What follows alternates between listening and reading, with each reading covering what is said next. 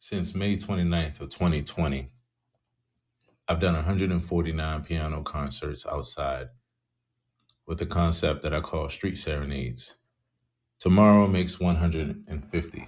So needless to say, I'm super and uber excited to talk about it today. And I thank you for sharing this time with me to make it all worthwhile. I'm excited. Right in your face. That's it. Let me tell you something. And what y'all gonna do about it? And that's what it So yeah, is. we got this right in your face. Yeah, we got what is it, 50 miles of underground Hmm. library or what, stolen goods from all over the different continents. Yep. When they I when mean, they shared, that was the first fact they shared with. Honest, what do you call it? I'm trying to remember the term. Honest liars? Is that Yep. what the term you use? Honest liars versus dishonest liars. The classic example, Donald Trump, There has you go. never told a lie that you didn't know was a lie. There you go. You know what I'm saying? There you go. Every time he told us, we all know he's lying, and he lies anyways, and we just Yep. kind of accept it. We become desensitized to it and say, Listen, "Oh, that's just Donald Trump being Donald." You know, that's it. sort of thing.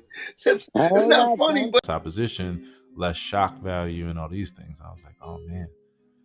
So Here's that, something that's like the nuance to that, yeah, to the nuance to the nuance yeah, that I have been kind of meditating. I don't even want to use marinating. yeah, Marinating is the word I want to use.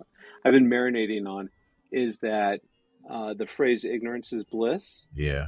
And we're allowing people not to be educated and to actually learn what is true and not true.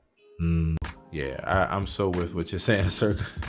I'm so with it. You gotta make it more natural to your life, and you gotta make it where it is so accessible that you don't have to make a production out of doing it.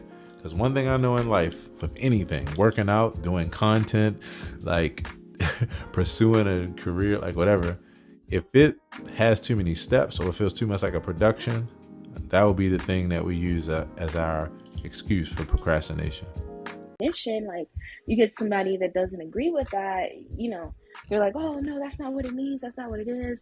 And I think if all these people just realize that every single language has a very different way of explaining certain phenomena, things that happen, and describing certain things and how to describe a tree, Right. I think people wouldn't really get so like bogged down on, as soon as someone says something, they will ask, like, what does that mean? Of us agreeing on it for a reason, for a goal, but beyond that, it doesn't have a meaning. Actually, this is just it doesn't have, the difference between something being, I think it was prescribed and something. Anyway, you get what I'm saying. Described? Maybe, yeah, maybe it's that, but you get what I'm, You again, know, you get what I I get mean, exactly what right? you're What I meaning, mean, because right? I had this thought the other day or last night, was like, because I remember you saying, like, words, this.